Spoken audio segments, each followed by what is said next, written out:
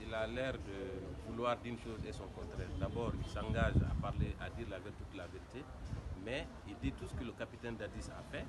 Mais curieusement, il occulte ce que lui-même il a fait. Et nous avons des preuves palpables à travers des témoignages, non seulement des parties civiles, mais également de certains accusés, qu'effectivement il était au stade à la tête d'un dispositif, d'un contingent qui a créé d'énormes dégâts, qui a causé d'énormes massacres au stade. Donc nous, on s'attendait à ce qu'il fasse son mea culpa général, non pas un mea culpa particulier ou en tout cas à demi-tente, mais qu'il reconnaisse effectivement qu'il est l'un des personnages centraux des massacres du 28 septembre. Peut-être que cela aurait pu le servir au moment de la délibération au niveau des juges. Mais malheureusement, il s'est inscrit dans la logique de nier tout ce qu'il a fait et de raconter ce que le capitaine Dadis a dit. Moi, je pense que le sort du capitaine Dadis, il est déjà scellé, puisque ce n'est pas lui seul qui a déclaré que c'est le capitaine Dadis qui est artisan de ces massacres, mais il était important qu'il se repentisse, lui, Marcel, pour qu'on puisse peut-être envisager des circonstances atténuantes en ce qui le concerne.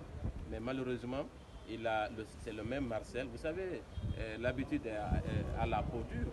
Donc malheureusement, il ne s'est pas départi de ces dénégations. Il est allé de contre-vérité en contre-vérité, de dénégation en dénégation. Il y a trop d'incohérences dans son récit.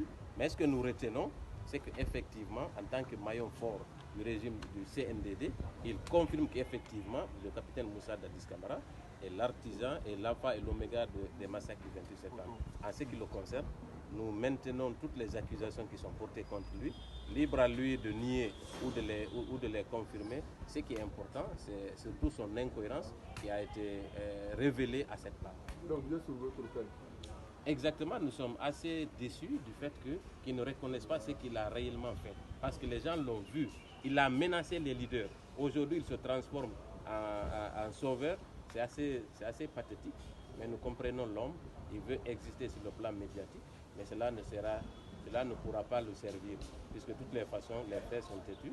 Et d'une façon ou d'une autre, il répondra de ses actes. Et comment vous comprenez son attitude quand il se transforme aujourd'hui en sauveur, pendant que Touma même a été clair sur ce qu'il a fait, non seulement dans le dispositif au niveau de Madina, mais aussi au stade et au niveau de la clinique Ambroise Paré? Écoutez, la présence de Marcel, elle est constante. Il était à la tête d'une équipe. Il ne peut pas nier l'évidence.